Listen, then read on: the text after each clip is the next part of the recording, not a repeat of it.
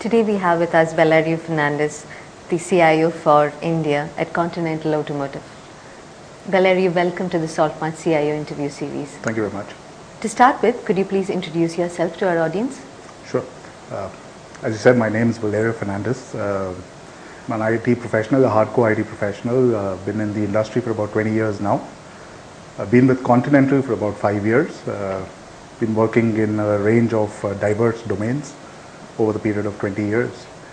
And it's been a good journey so far. The 20 years or so that I've spent in IT have been an eye-opener in many ways than one. At this moment in time, I'm also looking at a different role as well, in combination with the CIO thing, and that's a role in finance as well. Okay. So yeah, it's been a good journey so far. No complaints, no regrets. Okay. Yeah.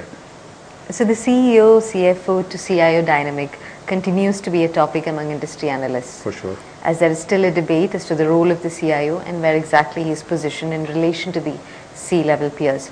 Yeah. How do you manage and maintain a flourishing relationship with your CEO and CFO? And what steps do you take to ensure you're meeting both business and IT needs and apportioning your time effectively? To be honest, there have been two phrases which always give me nightmares. Yeah, the first one which comes to mind is the classic phrase like business IT alignment. You always hear that phrase. You never hear business HR, business finance. That phrase never comes to mind. But the first thing which comes to mind is always business IT alignment. So that gives me nightmares, and because for me, IT is part of the business. We are a business partner. We are a facilitator, a supporter, whatever you wish to. I mean, as far as I'm concerned, in today's world, the business begins and ends with IT. Yeah, we are an end-to-end process enabler, and I think someone mentioned it as one of the presentations as well, that the IT people or the CIOs, so to say, would know the business processes far, far better than the CEO also at times. Yeah, because we are down there with our hands in the business and in all aspects. Yeah, whether it's production, whether it's finance, whether it's hardcore IT, we're there. Yeah, so that's the first phrase which gives me nightmares. The other one is, let's take it to the next level. Nobody knows which level they're at the moment. Yeah, but when they say next level, what's that? Yeah, these are things which kind of you tend to step back and get apprehensive about. But coming back to the question on the role with the CEO or what do you say, the engagement with the CFO or the CEO, I actually report to the CFO. In a typical manufacturing enterprise, that's how it is. Generally, IT reports into finance. So for us, the CFO is our boss. Yeah. So yes, we do have periodic interactions with the CEO as well, because IT, for a change in Conti, is actually part of the top management. So whenever there's a senior level management meetings, etc., so we get invited to that as well, or me in my role as CIO. How to manage the relationship? Proactiveness. You just have to be proactive. You have to keep everybody who's needs to be informed about it, and well in advance. Yeah? Bad news, as you know, travels faster than good news. Yeah? Good news is always way back there. Till things are working fine and all that, it's business as usual. But one small thing and IT comes into the limelight. Yeah? So the best thing is, let's be proactive. You know it's going to happen or it's happened. Give the bad news up front. Keep it honest, keep it transparent. No cause for regret then. You won't suffer. Because if it comes via something else, or you come to know, the top guys come to know of it via some other form, then it's not so good. Right. Otherwise, no problem. And so far, it's been a good relationship. There's been a mutual respect, mutual understanding, and a rapport which has been built up. So hopefully that continues. Touch wood as I say that. Yeah. Okay. Yeah. How has your role as a CIO changed over the past 5 to 10 years with rapid advancements in technology? I don't think it's so much to do with technology per se that the role has changed. Yes, the role has changed, there's no doubt. Become more dynamic, more proactive, and far more important than it was maybe 5 years or 6 years ago. Yeah? But it's not so much to do with technology. It's more the way that the business environment has changed, over the period of time. What, let's say, my parents or the previous generation used to take for granted is no longer taken for granted. There's a lot of dynamics, there's a lot of change, a lot of variables which have crept into the equation. So technology here is the enabler. It's the facilitator or the partner to help bring all these dynamics, etc., together. so that the business doesn't face any rude surprises or, get left behind in the race. It's a rat race out there. Yeah? Every little bit, 0.1, 0.2% makes a huge, huge difference. So we as IT or me as a CIO need to take that step to ensure that we are on top of things, we're helping the business proactively, and we are aligned so that whichever direction the business wants to go, all of us work towards it. So it's been a change in the role, but it's more to do with business dynamics rather than technology. Yes, technology is just a facilitator which helps put things together, but otherwise from a role perspective, it's more the business dynamics which you need to be aware of. So the CIO now is not a technology guy, for sure. Yeah, he has to be a business guy. He needs to understand the entire paradigm, supply chain, production, whatever it is, he needs to understand it. Not just, you need to open a computer, fix the RAM. No, that's not the role, no.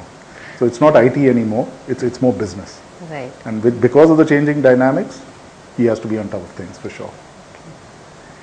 What role does social media play in your company? Do you feel like social networks have made a significant impact on your business? For sure, for sure. In our business, we actually have three divisions. We've got Continental Tires, which is probably the most popular in India. Yeah. Just to give you a brief background, I am with Continental AG, which is a German company headquartered in Hanover. All right, it's 160,000 people across 47 countries in all the time zones of the world. All right, so it's the networking first within Continental has to be very robust, because you could have expertise, let's say in Japan, which you're not aware of because you're not networked. Yeah, so it's there, it's in-house, but somehow you tend to reinvent the wheel. So rather than that, if you're connected, if you are bound together, then it's easy to pick and plug and play. Yeah. So because of that, within Conti, we've started a project which is called Connext. All right. So Connext is a social media platform that is helping bring all 160,000 people together. All right. It's an IT-enabled platform, and what we're trying to do is create communities or social groups or user groups with special, business areas which they focus on. For example, even within IT, you've got 4 or 5 different verticals. So within that, you have 4 or 5 groups, so that if you need to know, for example, if I need to know a production system which is running somewhere in Conti, yeah, so I just go into that group, pick up the relevant expertise of the people, touch base with them, and figure it out. So for us, within Conti, social networking is a huge, huge plus. And it's not so much a good to have, it's a need to have. All right. Now coming to the outside world, external of Conti, yeah, as I was saying, we have 3 divisions. One is tires, one is automotive, one is Conti Tech. Automotive, not so important, the social networking part, because we supply to the OEMs. Right. It's directly to the Marutis and the Hyundais and the Fords of the world.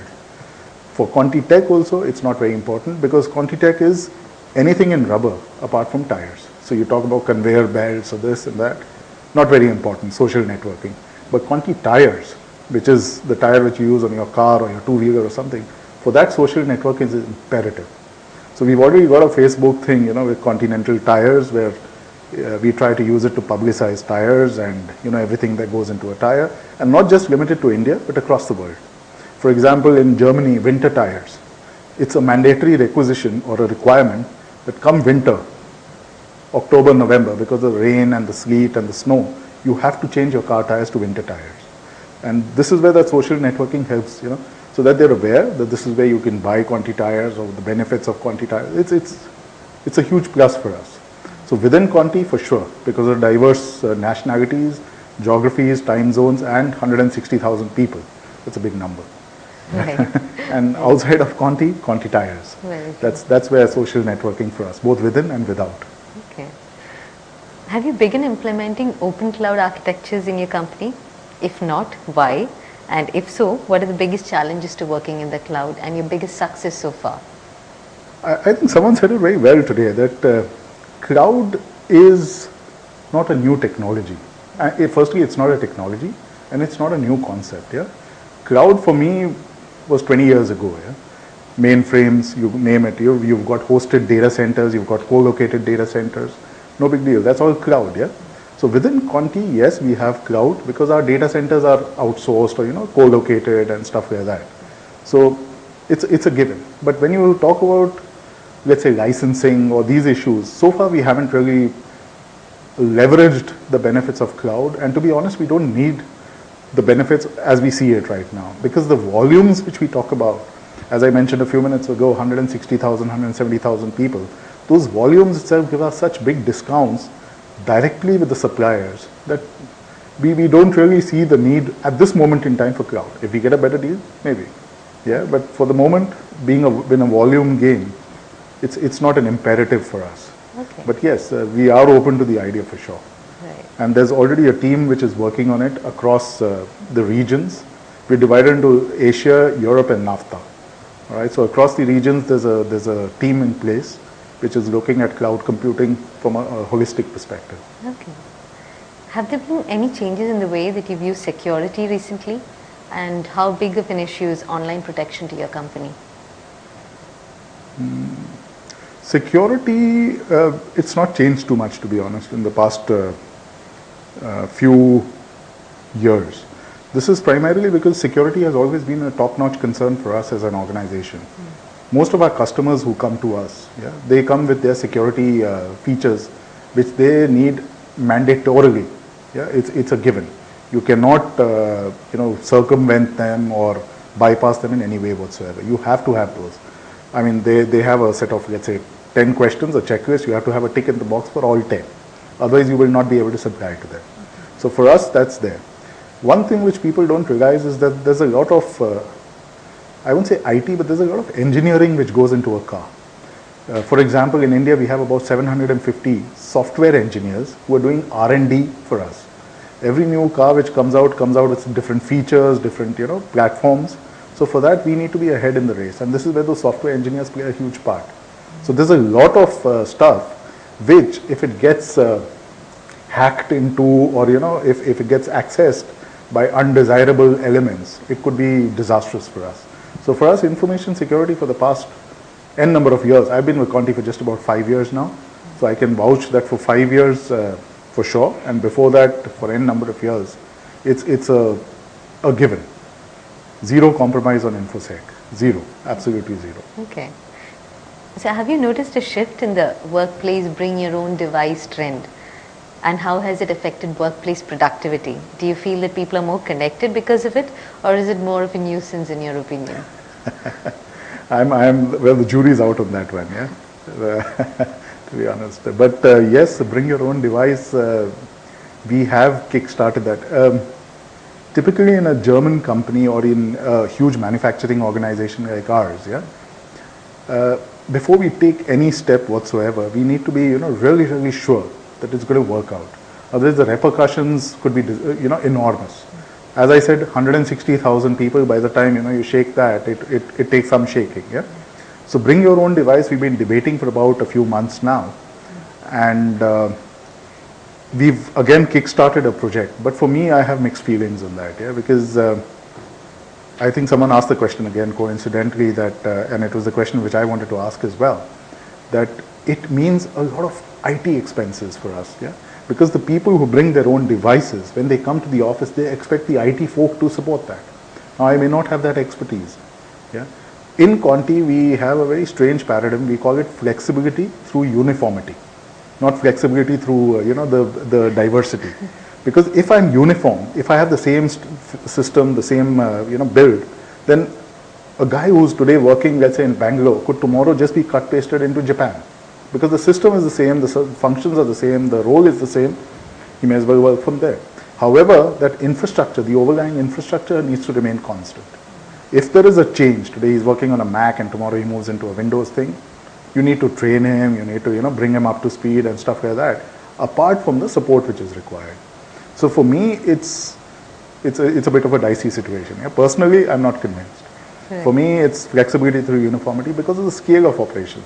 If it's a small thing, let's say it's just the India operations, 1,500, 2,000 people, no problem. We could still manage.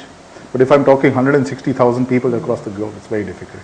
So we've started that in China right now, in our Shanghai office, which has about 3,000 people. So we've started that as an experiment. Let's see how it goes. Okay. Yeah, so let's see. I mean, as I said, the jury is out on that. Yeah. Very true. Yeah. Do you feel that IT in general has given enough credence to the immediate success of the business? That's It's another very, it's a tricky question, yeah. For sure, if it's, business as usual and this thing, nobody realizes. No news for IT is good news. All right, that's the way it's been for the past 20 years that I've been in the industry. And the moment there's something which goes wrong, it gets broadcast to the high heavens, yeah. But within India, this I can say with confidence, is that our heads, that's the managing director for India, and my boss, the CFO, if there is something for which IT has played a role, and it's been a success factor, we get due credence. I'm very appreciative of this. They've been huge supporters and make sure that any good thing gets highlighted, which IT does. Or typically in most organizations, IT, it's a cost center. Yeah, so they've done this. What are the costs involved? Yeah, but here, if it's a successful project, we get due credence, and which is why in the past 5 years that I've been there, we've had zero attrition. Yeah? So people have been motivated, they've been, quite enthusiastic, and it's been good. And we've received huge support from, the entire management team, so say of Conti India. So it's been a good journey with Conti as well. It's a good story, yes. Yeah, it is. What's the next big thing in IT in your opinion? And what are your top IT priorities for the next 12 months going forward? I think the one thing where we suffer, again as an organization, and I'm talking continental in general, not just India, is the utilization or the harvesting, the cultivating of existing data. Continental was established in 1871. It's a 141-year-old company. Over that period, the amount of knowledge or information which has been gained through sheer number of years and the number of people would be phenomenal. Unfortunately, it's not being harvested, it's not being culled out properly, in my opinion. Otherwise, we could be far ahead of, we are still 30 billion euros, yeah? Had we used that information properly, or if we were in a position to use that, the business warehousing part or the data culling part properly, we'd probably be much ahead.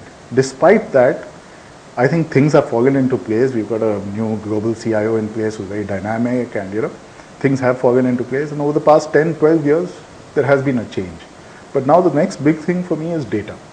Data harvesting, data cultivation, picking up the right data, making sure that the guys in the field, the sales guys, have access to that data. They have online real-time information available at their fingertips. So that's something which we are trying to put in place. So that for me is critical right now. Right. That's my number one priority over the next, let's say, 2-3 years. Okay. In terms of selecting IT vendors and choosing and negotiating the best IT services and solutions for your organization, what are the important tenets that you follow to ensure vendors fully understand your business needs and work in harmony with your department to achieve your vision? I'd like to look at that in two parts. Yeah, the first is the uniformity which I was talking about. Yeah, the infrastructure, the IT infrastructure, the systems, the stuff like that. Yeah. Again, because we are such a large organization, we get huge benefits of economies of scale. Yeah. So most of these purchasing requirements are done with global vendors, let's say out of Hanover, because we've got a very specific team which is based in Germany, who does most of our negotiation with the global vendors, etc., etc. Yeah? For example, with a networking vendor, we get a standard discount of 55% on the MRP or the retail price or whatever. Yeah? And that's because we are across the world, right? So we have something which is called a hardware basket. It's maintained centrally, it's negotiated centrally, so we just break out of that. So if you join Conti tomorrow and you need a laptop, yeah, I just pick that up. This is the laptop which is needed, this is the price which is already fixed, and we just tell HP or whoever it is to come and deliver. So they come, they deliver, and we're there. All right. Now for the second part, which is more India-centric, where I need to, let's say, get some tweaking done on, let's say, the SAP HR application which we are running here in India. So for that, that's where I touch base with local vendors, get in touch with them, tell them our needs, our requirements, and they align, and then we move forward with that. So that's why it's in two distinct parts. So there is a globalization and uniformity which is achieved out of it, and there is a non-standard or a customization which is still available for us. Right. Yeah, from an IT infrastructure perspective, I saw something very good today. That's the Vodafone, the wireless Vodafone thing, yeah, on a 2G thing. That's perfect, let's say, for my boardroom. Yeah. So tomorrow, if I have 10 people seated in the boardroom, I don't actually need to put in a couple of switches or get those guys in, just put that in and we're up and running. If they want something which is out of the Conti network. Yeah, so it works both ways that way. It removes one set of problems from your portfolio and allows you to concentrate on stuff where you can actually make a difference. So that's helped. It's been good, as I said. So this mix is beneficial. If you could impart some words of wisdom to the younger you when you were first starting out in IT, what would you say? Would you do anything differently?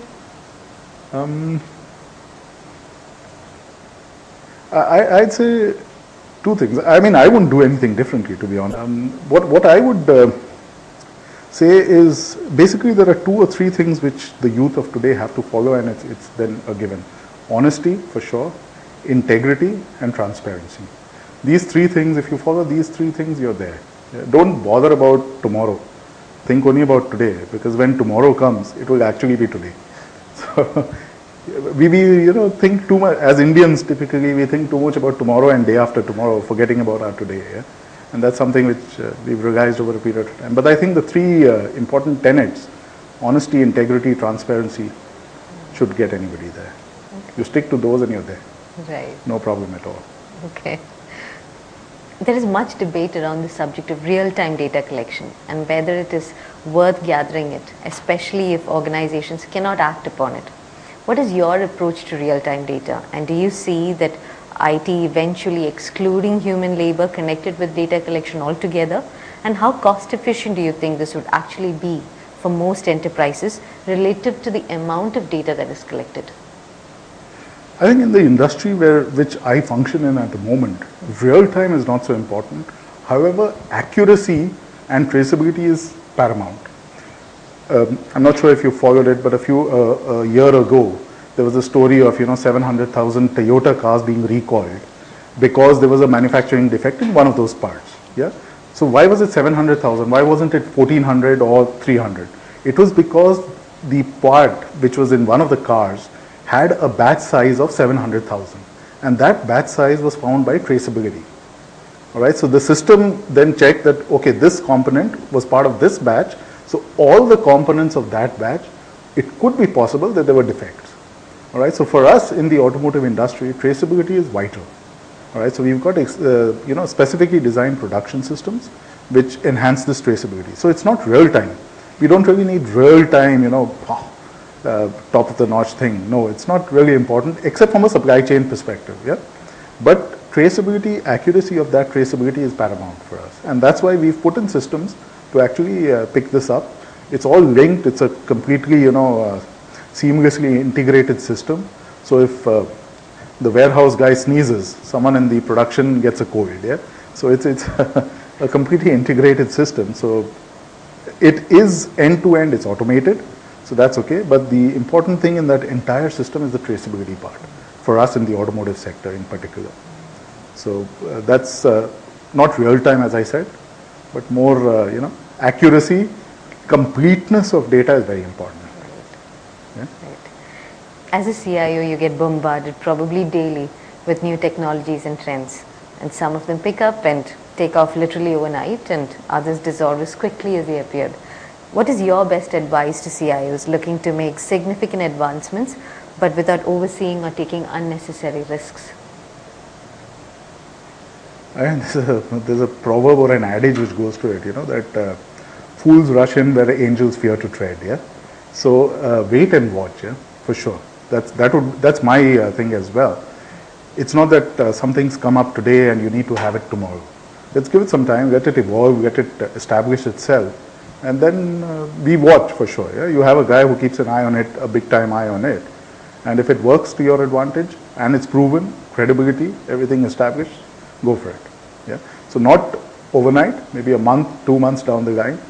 But it's better to pick up something which is established rather than try it out, become a guinea pig for it, and then you fail big time. So it's probably better to wait and watch. You have a test lab, you have a proof of concept done, you have that done, then you roll it out. And I think this is typical of us, as in Conti, as well as, because we are a German company. So for us, It's more 90% planning and, you know, establishing and all that, and 10% is the rollout part. So it's worked well so far. So if it ain't broke, let's not fix it. Wonderful piece of advice. Valerio, it's been a pleasure talking to you. Thank you for interviewing with Salt March. Pleasure's mine. Thank you very much for having me.